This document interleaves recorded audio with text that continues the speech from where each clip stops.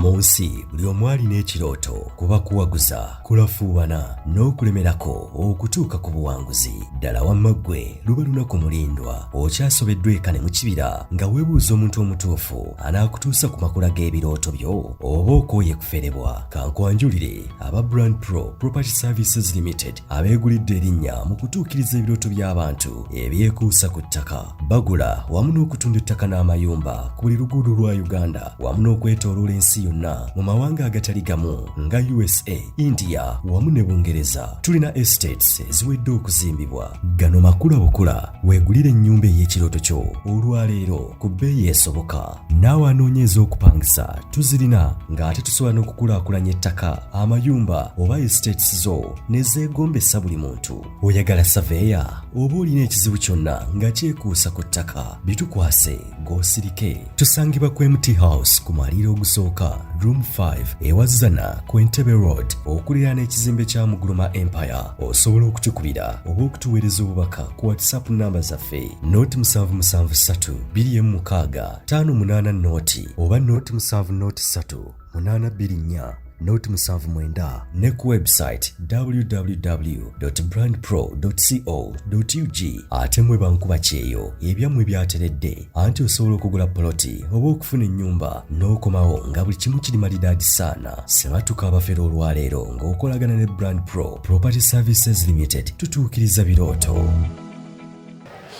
Buterevu mbaniriza nnyo abali ku mukutu ogwa Uganda ey'enkya Taasa Uganda wamu ne Channel 56 egyo na mikutu gyaffe wano ku Uganda ey'enkya. Nze muzukulu wa Gamunga Moses wamala mwebale kutugobera ssaako n'okutuwa obubaka response oba feedback ekwatagana ku videos of course zetubateerayo, era nzikiriza ddala kituufu mugoberera ensonga. Omukutu gwo twagutandikawo basically okuwa abantu omwaganya a chance, a platform okwogera ku nsonga ze basuubira eggwanga Uganda lye baagala okulaba mu maaso mu myaka egijja, mu generations egijja. Era kyekigendererwa kya platform eno okuwa abantu a voice oba okubawa eddoboozi olw'ensonga tukkiriza mu maanyi g'eddoboozi. Tetwagala kulwana, kuvumagana, kuwemoolagana, naye twogerezeganye how best we can uplift saako n'okukyusa eggwanga Uganda.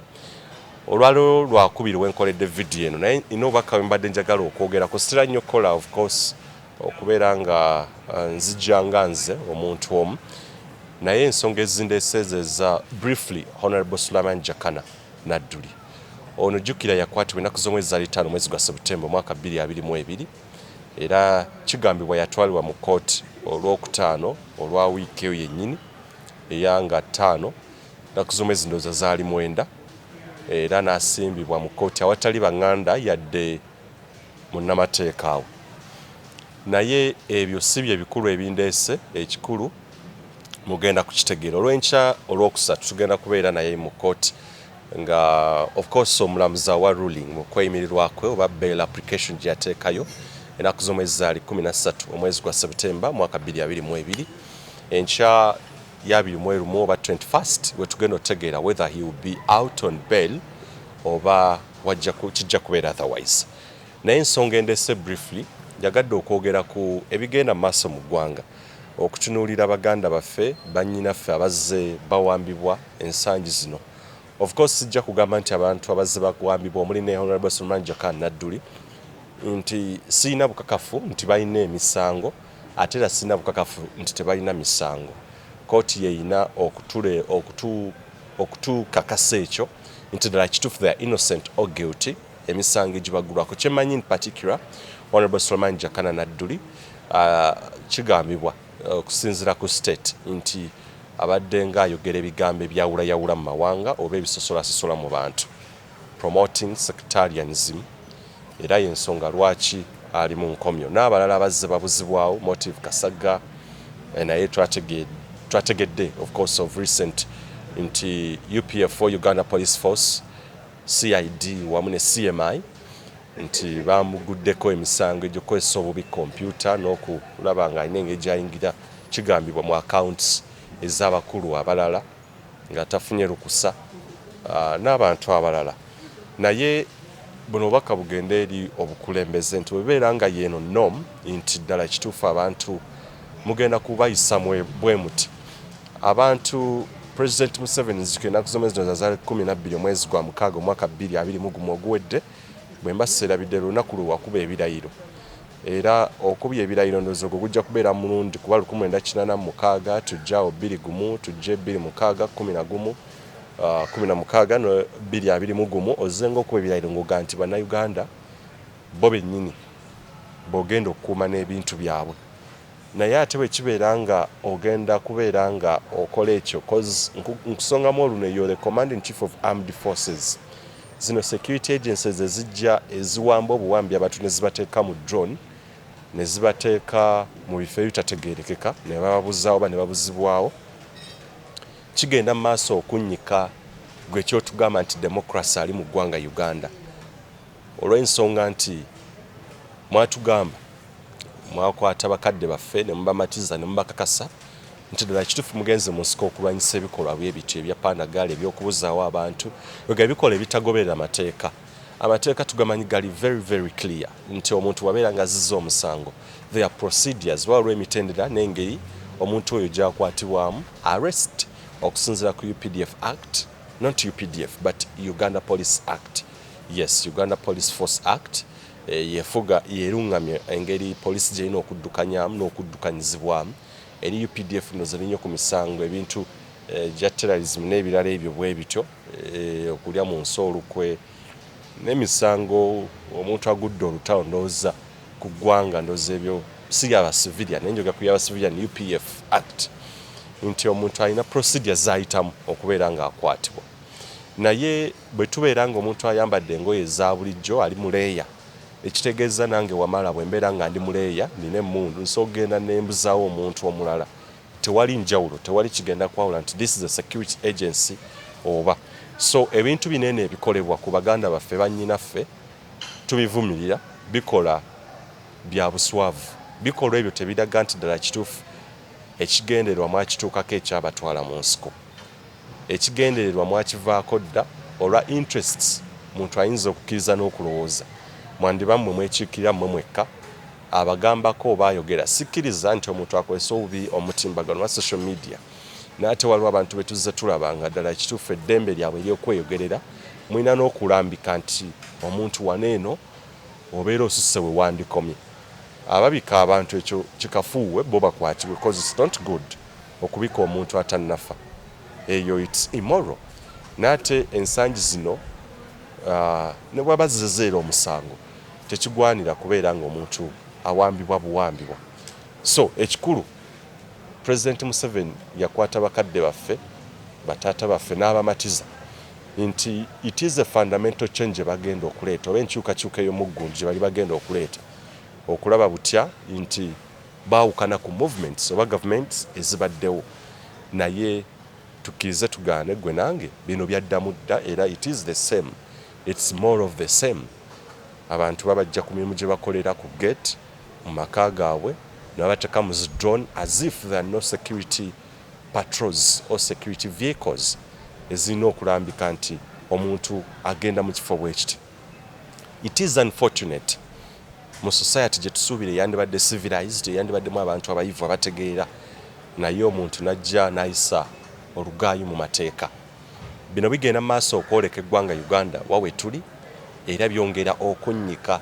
mu kyemugamba kyekyabalwanya olw'ensonga ey'omululu omulugube okweyagaliza n'okwongera okuttattana ekifaananyi eky'eggwanga Uganda ebikola bino munange abatulaba mukutu Uganda ey'enkya n'emikutu gyaffe emirala Taata Uganda oyinza okulowooza nti biriwo abantu bano wokka naye abductions zino zibadde rampant oba zibadde mpitirivu nnyo okuvya ddala mu kalulu we twali mu 2021 abantu nga babuzibwawo bubuzibwa olw'ensonga z'ebyobufuzi and president bwe yali alayira yatutegeeza nti politics is done byonna biwedde now let's go back to business naye kubamu akafaananyi abazadde abaafiirwa abaana baabwe of which the information gyenakakati they were not compensated nga president bwe yavaayo natutegeeza mu December ne November ne January addresses ze yakola nti abantu abakola ebivve ebikolobero ku Bannayuganda abo bajja kukangavulwa ate n'abantu abo baafuna obuvune abataali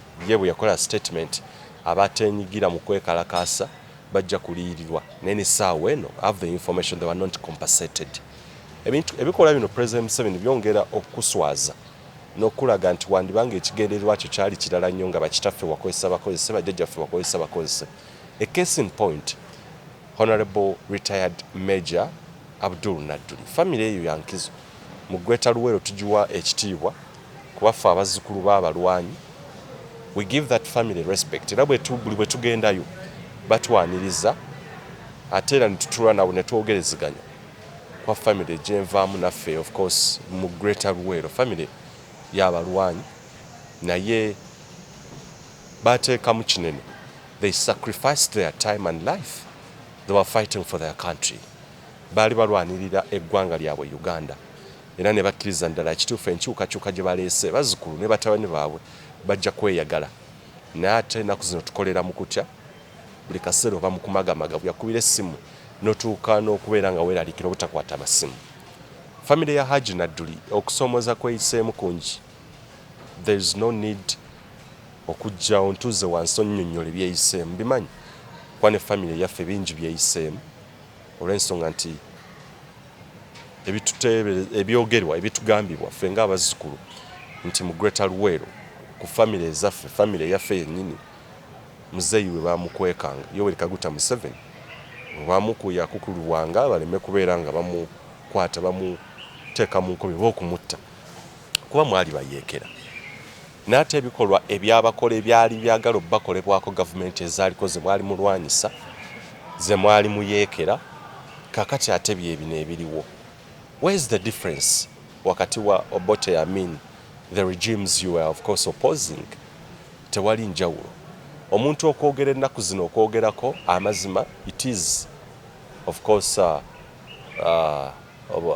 tukiyita tutya ennaku zino bakiyita nnyo promoting sectarianism, okwogera amazima ensangi zino tribalism, okwogera amazima kugamba oba osiga bukyayi mu ggwanga Uganda. Naye ng'ate bajjajjaffe ne bakadde baffe baatutegeeza nti ekyabatwala mu nsiko particularly kyakubeera nga kukomyawo eddembe ly'abuntu, eddembe ly'obuntu ligobererwe.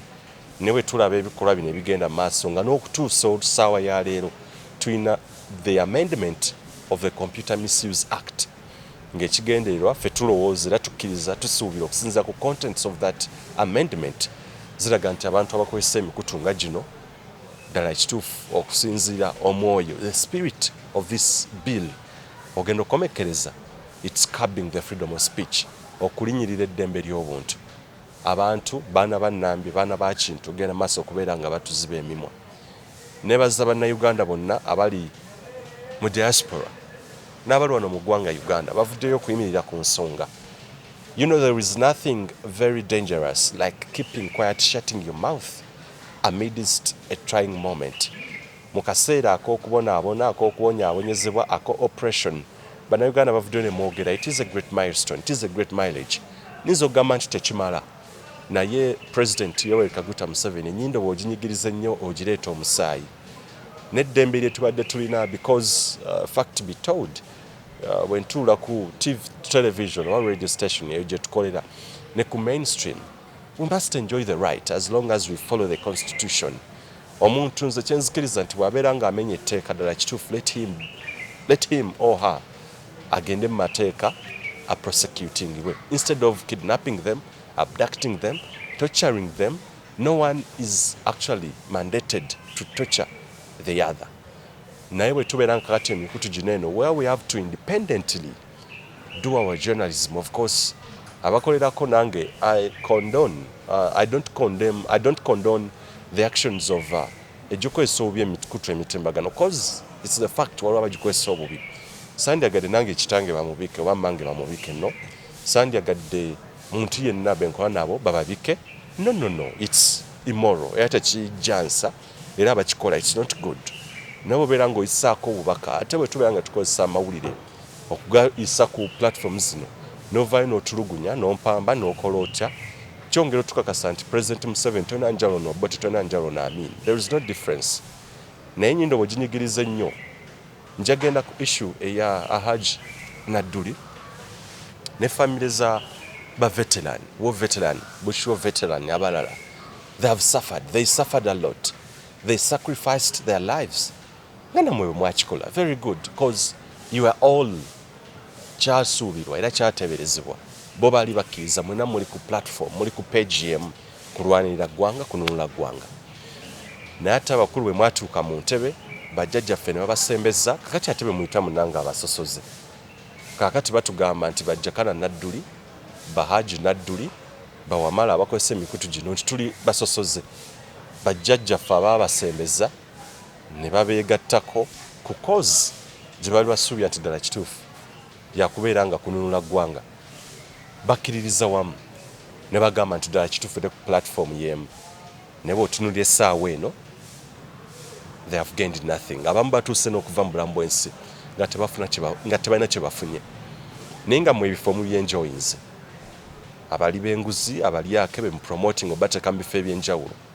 Olina gibwa mu Uganda Revenue Authority nga agiddwawo lwa allegations of misuse of office, of misuse of funds. Nene atwalibwa mu kibiina kya National Resistance Movement n'agenda mu Parliament enjoying all the freedoms and right. Ebizimbe n'azimba, apartments n'azimba. Abalala bali mu ministry ez'enjawulo okusinga ddala ey'ebyobulamu. Information gye nnina, oli n'abeera mu ministry for all the years ye permanent secretary, oli yakola bitya different roles. Naye ng'ebintu bye babbyeko nkumu. They have gained riches, they have gained wealth. Naye nga they didn't play any single role okwawukana. You can't even compare them to the veterans oba abalwanyi namiga abaaliwo, the heroes. Ab'amawanga ag'enjawulo be mu promotinze ne bagenda ku madaala agatali gamu. Abaana ensonga zino baziraba, abazzukulu babiraba. Your Excellency, I'm addressing you. Ensonga zino abaana babiraba. Abaabwe bakitaabwe bafiiridde ku ddaala, madaala ga Kano, Lieutenant Kano, Brigadier. Naye nga abazza obuzzi oli nabeera Major General. In a short while, abaana be balizza obulezi. What impact, what image are you painting into the lives of these people be wagenda nabo mu nsiko? President, kyandibanga akaseera ke kano okwekuba mu kifuba n'okutegeera n'okujjukira.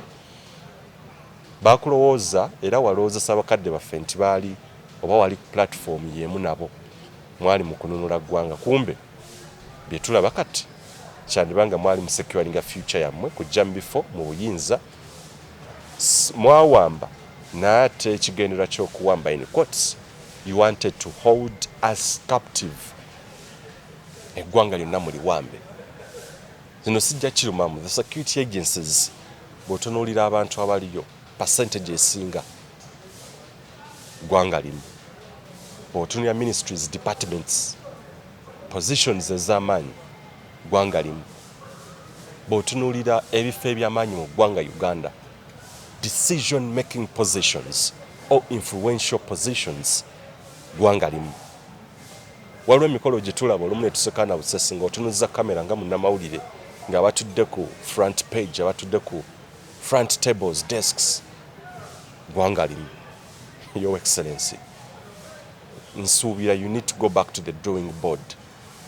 Wano eggwanga we liri twegomba amawanga nga Kenya of course, n'otunuulira amawanga agatuleka ku speed eyayiriiri naye nga we twali ku same page nago obanga tutandika okutambula n'okusenvula ddala kituufu twali tubaleka miles away. Ng'ebyenjigiriza byaffe eno gye bajja ne beegomba ne bajja ne basomera eno abakulembeze abasinga basomeddeko wale. Naye kaakati the question is, ffe eri gye tufiira abantu bewalwana nabo Your Excellency bafiira eri, bank governor afiira eri, abantu abamanyi baspeaker bafuma bagenda eri, betwali tusinga wano eno buli kimu.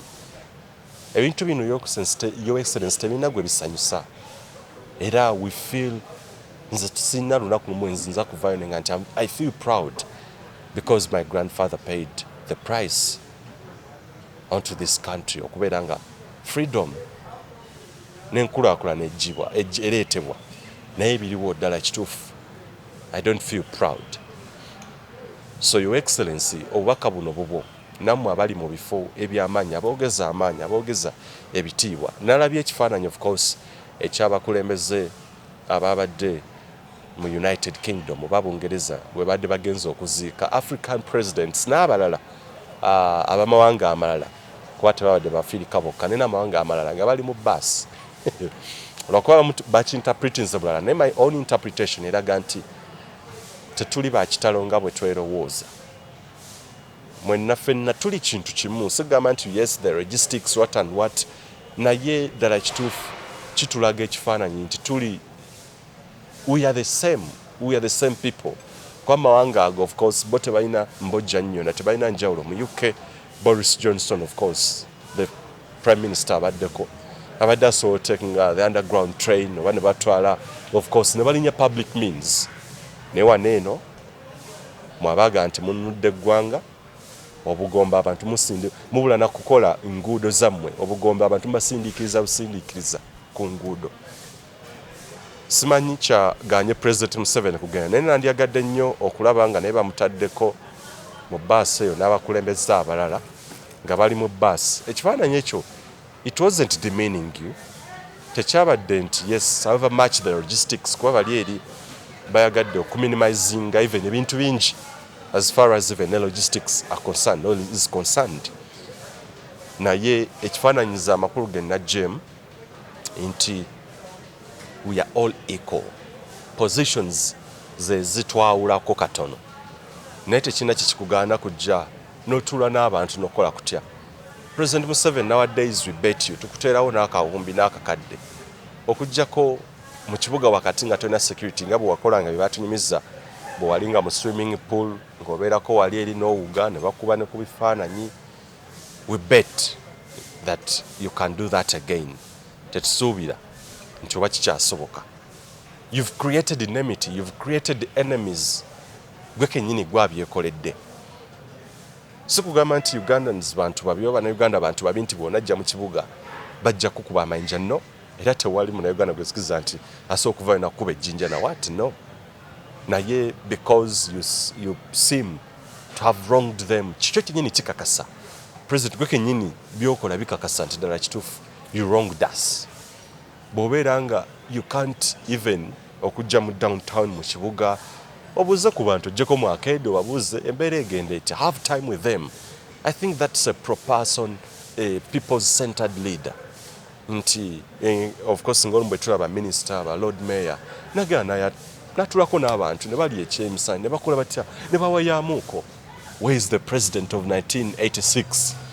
eyagendanga maaso ng'atambula ne mu bantu ku street ne batambula I'm not saying that it must be done oftenly nti oba it must be done daily because for your security waliwo na ayinza obbaamu abakuwanana mu government yo naye yes I think you can have some time bw'obeera ng'abantu tewabakosa nga tewaba emitima gyabwe tewagibbika nga tewagenda mu maaso kubatya obuladde embe lyabwe lwaki tofuna akaaganya bwe baba baakulonda kyo kifaananyi kiri eri nti mwenna muli be bamu musa otuula mu baasi you can bwoga abantu kayoola baasi tuulamuuko n'abantu abalala ne bw'osamba security babiri tuulamuuko naawe zitambuliremu create friendship naye ebbanga emyaka 37 still counting gy'omaze ku bukulembeze mazigana biwoobe kuleeta amateeka draconian laws zetusuubira ezitatwala ggwanga mu maaso tuli mwaka 2022 naye bw'olaba amateeka agaleetebwa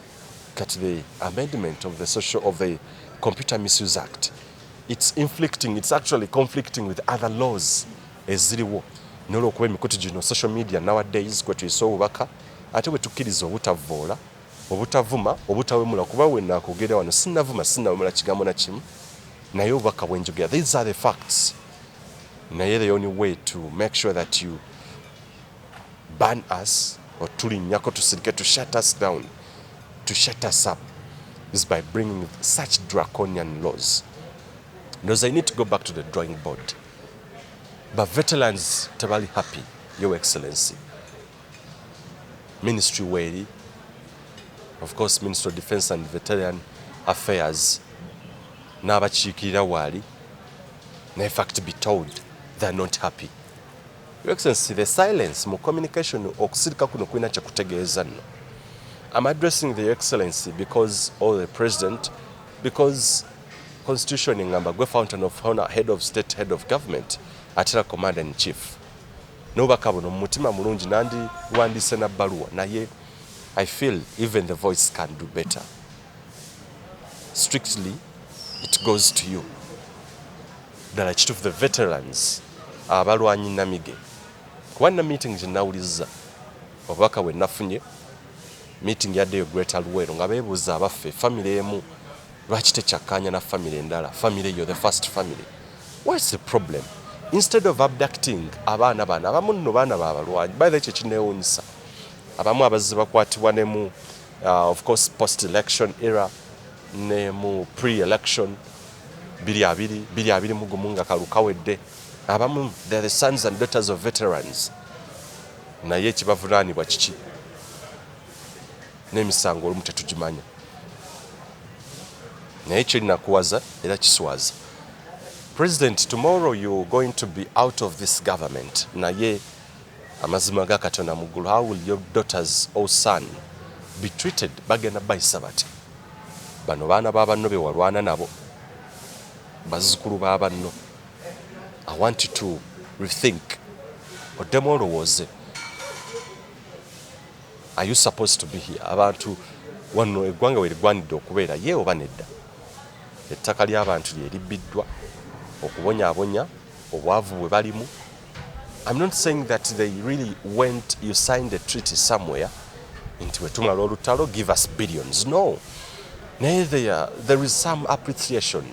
Nga ggwanga lye libasiima si ggwe actually. Eggwanga lye lyalimadde libasiima nti at least akasiimo k'abano abaleeta abaagatta ettoffaali ku ggwanga Uganda kandi badde keekano n'abaana baabwe be batalina mirimu, abaana baabwe bali mu bwavu, abaana baabwe essaawa eno oyinza n'okwebuuza bye bakozeewo nga tobiraba naye nga ggwe abawo b'osembezza za apartments enajjira bazimbye bali ministry y'ebyobulamu, ensimbi ezaali zirina okubeera nga zirabirira abantu mu COVID-19 zibabbye, ensimbi ezaali zirina okugula oxygen okuteeka mu malwaliro aga gavumenti okusinga ddala Mulago zabbibwa, ensimbi ezaali zirina kye mwatugamba okuzimba state of the art theatres, state of the art ICUs zabbibwa. Abantu bali mu gavumenti mu ministry yo. I remember one person gwe wayita walindoza mu state house eyo noyita Dr. Diana Atwine okumuteeka ku nninga nnyonnyola ebitanda.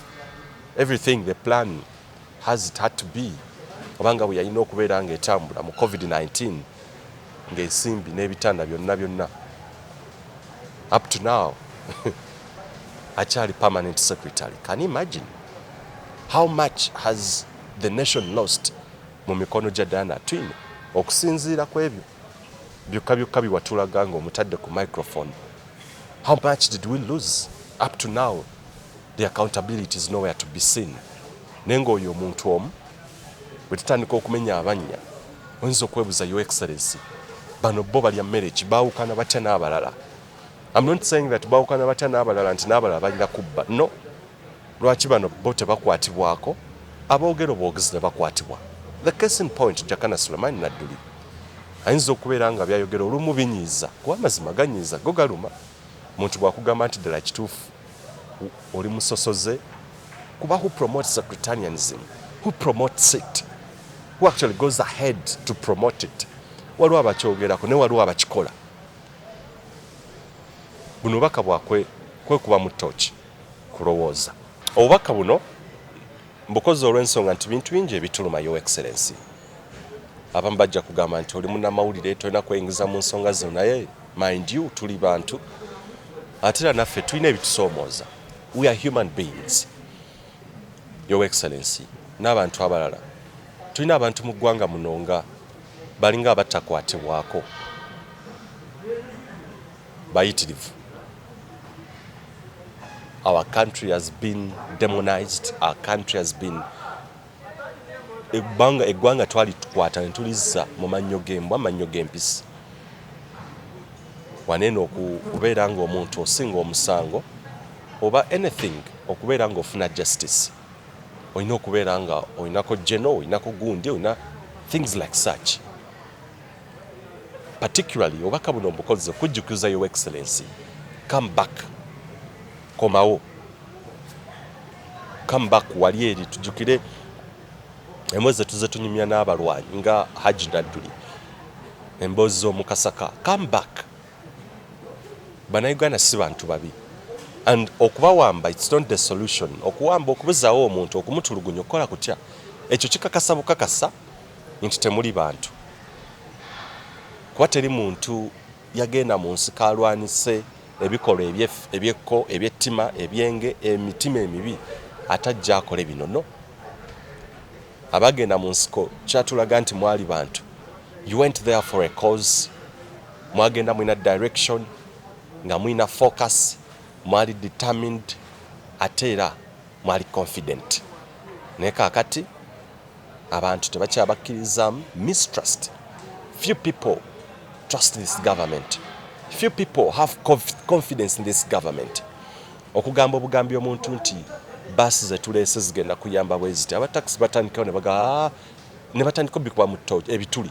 Abannayuganda batandika ezo zinakola bbanga ki. Why? You lost the trust, you lost the confidence. Mwafiirwa confidence, tewali accountability yali ekoleddwa ku bulamu bwa muntu ne tukkiriza nti abantu abafa bannange, yes we are sorry, let's compensate the people. Naye ate ekyo bwe kigenda maaso nti you compensate, tubanga bagenda oku legalizinga okutta nti anja mutta I will compensate. Naye if it was done in error, at least kwa bwe tubeera nga tugamba nti abantu betwatte Luweero okukola ki, bintu mufiiriddwa ebyabwe, bantu babbibwa, the greater Luweero bw'otuukayo. Enanasi natuukayo nali ne muganda wange Arnold Lawrence mu birumu namawulire nga kanywa bwe kati ka 15,000. Bwolaba enanasi ze bakuguze 15,000 ennene bweti nga mu kibuga emu ya 15,000. Naye ngeri gye ziva enanasi ekinywa bwe kiti enkya tujja zibalaga tutuuse ku kooti. Ekinywa bwe kiti enanasi 5 6 buli emu 10 ennene bweti. Naye ngeno mu kibuga egenda otuuka consumer okutuuka ku final consumer nga ya 15,000 6 14,000 ng'aguze ngenze nguze nanasi 6 ku 15,000 6 ngenda zijjamu emitwalo ng'ebiri okumpi. Can you imagine? Eyo Greater Luweero gye twogerako, gye muyita mmeeka yamu. Greater Luweero abantu abalimi baayo bw'otuukayo okaba n'amaziga abamu, ebintu bye balima bye bakungula, koze nanasi njijjeyo nga kuba kye kimu ku bye basinga okulima. Naye ebintu bye balima ogenda okwesanga nga abagulako ebintu ebyo abadondola abamu bakkiriza nti na muganda wo. Ebintu ebyandibadde ebyettunze bikola batya, abadondola ye n'atunda mu byettunze. That's an allegation. Naye they have suffered a lot, they lost a lot. Bingi bye baafiirwa. Ne look at the cities, ebibuga ebikulaakulanyiziddwa mu gavumenti yo. Sitya kuswala era sitya kukyogera, actually gwe abaaswala. Abantu mutambule eggwanga lino. Luweero yandibadde actually very very strong hold in terms of the economy. Yandibadde naye amaanyi nnyo, yandibadde nawala nnyo. Nenatuuka mu interaction gye nalimu n'abalimi. Oh my God. So buno obubaka bwakwekuba mu ttooki okwejjukiza tuddeyo okwegamba it's not too late to remember.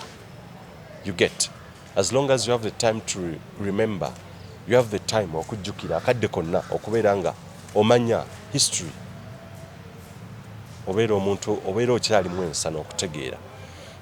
So let's go back, at least we remember, tujjukire. Naye abantu bo beekyaye naye kivudde ku ki? Gwe kennyini obafudde enemy waabwe, oli mulabe waabwe. Kati oli mulabe, you've created enmity, you've created enemies within your government, out of your government, n'okutuuka ku sseri okubalabanga buli omu omulabanga mulabe, buli ayogera omulabanga mulabe. Lwaki? Ku ntandikwa tetwali balabe, ku ntandikwa wali tetulabanga balabe. Kumbe gwe wali onoonya oluwenda olw'ocreating enmity, oyite ku lutindo otuuke eri, otuuke maaso okubeera nga oli victorious, naye nga abalala they are losers.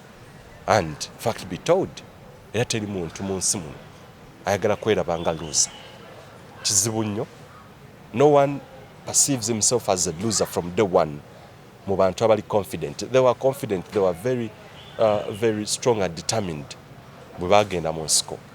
I'm not saying that gye bagenda okudda naye confidence eyo gye bakusaamu ne gye balina ne gye bakola batya, you have to come back okomewo. Abantu baneno gwabaleeseemu ye gwa creatinze embeera eno okubeerawo for over 30 years, 3 decades. You're going into the 4th decade. Ogenda mu decade yakuna. So obako bwe tubuleese oba tubogedde abantu okwejjukanya n'okutegeeza omukulu nti muwulirize nnyo ebigambo bye mwogera n'ebye mukola, ebikolwa byammwe byennyini bye bikakasa obukyayi obuliwo. Bw'abantu togenda kubeera nga economy ennungi, abaana abasoma, the quality of education is good, nga ddala kituufu ne universal primary education OUPE oba USE bwebibeera ebirungi omuntu agenda kwekyayirawa. First and foremost, if the education is affordable. Education kati erimu enjuyi bbiri, ayagala the good, the worse, the bad, the better and the excellent. Kati education erina n'omuwendo nti bw'oba oyagala okubeera nga ogenda wano million west, bw'oba oyagala okubeera nga omwana we abeera kisasalala abeera ki agende mu UPE bamusasulira akasanvu n'owo gy'atasomera n'abazzukulu gye batayinza kusomera, bazzukulu b'abaana bo batabani b'abaana oba abaana b'abaana bo bazzukulu bo gye batasomera abali mu famire yo neggwe abaana abaabano be wakozesanga amadaala. Their sons and daughters, abantu be walwana nabo amalwaliro gye balagamu bagendawo. Ekibuuzo kikulu, abaabwe be bazaalira ekiruddu etali bikozesebwa awamu, omuntu wabeera talinaamu ssente oyo tajja kujjanjabwa. Abaabwe ebyenjigiriza nga bwe mbadde njogera, education is segmented. Bw'oba oyagala like excellent education, the quality education, millions. Bw'oba oyagala better, semi-millions, oba okunukiza tuka millions. Bw'oba oyagala good, jangu mu mitwalo. Bw'oba oyagala bad, bw'oba oyagala worse. Now that is the education in Uganda. Your Excellency, kibuuzo kikulu, abantu be walwana nabo, abaateeka ettoffaali ddene, be wali nabo nga ttiimu, abaateeka ettoffaali ku ggwanga Uganda nabo, abaana baabwe bazaalirawa. Ne munnanga ababo tekimanyi okuzaala obuzaazi bagenda wabweru wa ggwanga ne balinnya n'ennyonyi. Ababo gye basomedde tumanyiyo tutegeerayo. Naye ate abo bano ba veterans, ekibuuzo kiri nti bakola mirimu ki abaffe? Ba veterans, abaana baabwe abazzukulu baabwe abaffe amalwaliro bajjanjabibwawa era obulamu bwabwe era embeera zaabwe ziri zitya? Abaffe bwe banaasituka ne bagamba nti atwekyaye naffe, what will you do? Ninga ate akaseera okyakayina. Omulamwa gwa leero omukulu ennyo kudda ku drawing board nakwekubamu ttooki. Wano wetuli si wetulina okubeera, kitali musanyufu, teri muntu musanyufu ku wano wetuli teriiyo. Kuba bye tulaba ensi ezikulaakulana, oli alayira leero president ebintu naga nti kino tukwatagane tulabe economy nga tugizza waggulu. Neffe waneno you don't see any impact ku bintu ebyogerwa, sente zibbibwa bubbibwa. Fe abateeka sente mu kulwanyisa enguzi, naye ate era newe tugaa nti tulwanyisa nguzi n'abantu okutambula ne tubateekamu ssente ne wabaawo ne budget mu kutambula obutambuzi okulwanyisa enguzi. Kwegamba we need to go back. The 10 points program zo zaasuulibwa ndowooza president otandise okukaga mu ntebe. Kaakati ndowooza oli ku points mmeka? It's greed, corruption, it's misuse of power, misuse of public funds and office. Kwegamba zo zaafuuka 10 point program yakyuka dda. Naye nga ekikulembera it's greed, nepotism. Bw'owulira ebintu ebyo sisuubira nti these are the things you fought for. But veteran bangi betwogerako nabo, they're not happy. Their things must be sorted. They've lost their properties. They've lost a lot. We are talking about veterans. They've lost a lot. Nenga gwe mukulu oli mu ntebe, you're comfortably enjoying. You're comfortably appointing different persons. you're comfortably promoting these people, and some of them they have been, of course, named and shamed in corrupt scandals or corruption scandals. So kintu kikulu, Bannayuganda si bantu babi, naye gwe abaleetedde okubeera ababi. Ennyindo bw'onyigiriza nnyo, bw'oginyigiriza n'osukka ereeta omusaayi. Obukyayi obuliwo kitebuvudde walala, gwe kennyini gwabuleese, gwabupromote. Nze you're the best promoter in that. Bantu b'ekyayi na biki? Why? It's because of you. Katonda omulungi abanjagali, ate tujja kukwatagana omulundi omulala in yet another session ey'okwebeera nga tukubamu toki n'okutegeera where Ugandans we are supposed to be. Gye tuvudde, gye tulaga, cause we now understand the history, ne we tuli kati, the 4 decades muntu omu yatulina, maaso tulaga is there a future ye Uganda ey'enkya. Ebirala tunaabyogera ate olala, atakumira mpeera bankumire. Ayi Katonda kuma maaso moja. Uganda ey'enkya.